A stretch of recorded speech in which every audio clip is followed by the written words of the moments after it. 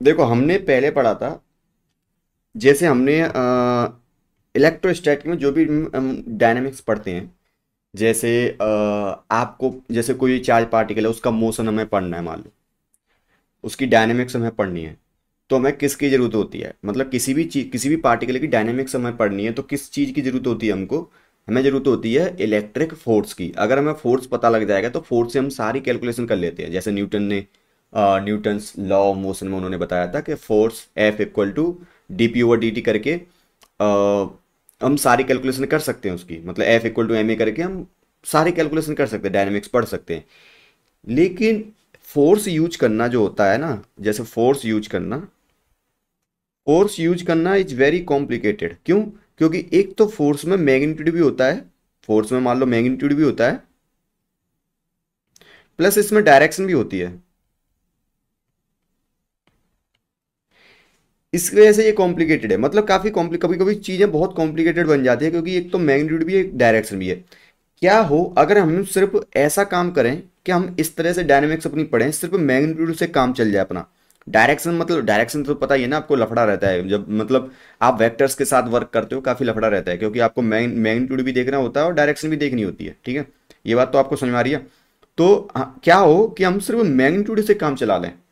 ठीक है, मैग्नीट्यूड से काम चलाने के लिए जैसे अब जैसे पता है कि आपको जो जैसे कूलाम्स लॉ में हमको फोर्स निकालने के लिए हमें इलेक्ट्रिक फील्ड की जरूरत होती है, तो ठीक है, तो हम इलेक्ट्रिक फील्ड भी बहुत सी डिफरेंट डिफरेंट चीजों की इलेक्ट्रिक फील्ड निकाल लेते थे, लेकिन ये भी आपका मैग्नीट्यूड प्लस डायरेक्शन वाला है। ठीक है, मैग्नीट्यूड प्लस डायरेक्शन वाला, तो ये भी काफी कॉम्प्लिकेटेड है, कॉम्प्लिकेटेड,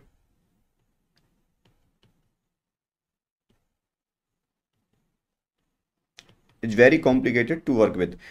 तो हम क्या करेंगे, तो हमने मतलब लोगों ने ऐसा काम किया, मतलब मैकेनिक्स में जो आपने मैकेनिक्स पढ़ी होगी, मतलब नहीं पढ़ी होगी तो कोई बात नहीं, ठीक है, मैकेनिक्स होती है। तो मैकेनिक्स में लोगों ने इस तरह से काम किया कि अपने फोर्स की जगह काम ना करने के बजाय वो उन्होंने पोटेंशियल के फॉर्म में काम किया। पोटेंशियल क्या होता है? ये this is just a scalar quantity जो कि आपकी डायनामिक्स को एक्सप्लेन कर सकती है, रेदर देन फोर्स। तो फोर्स की जरूरत, फोर्स ठीक है, लेकिन हम ऐसे इजी वे में काम, जो हम तो काम करना चाहेंगे इजी वे में, ठीक है। तो इलेक्ट्रिक फील्ड की जगह पर लोगों ने पोटेंशियल में काम करना स्टार्ट किया।